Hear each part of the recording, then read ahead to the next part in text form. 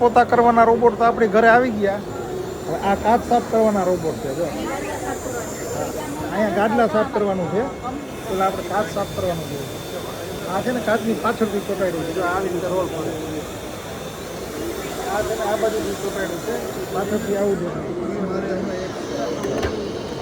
આ ઓલું હતું ગોળ, બે ગોળ વ્હીલ વાળું અને આ ડટા વાળું.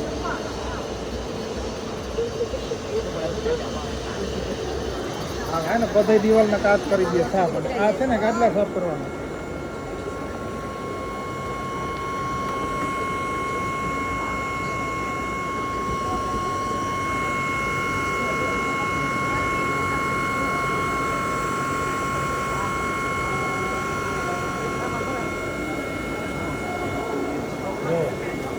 આટલી ટાઈપના છે.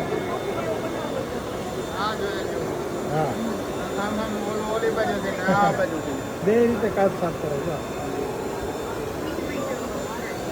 સ્ક્વેર અને ગોળ બે.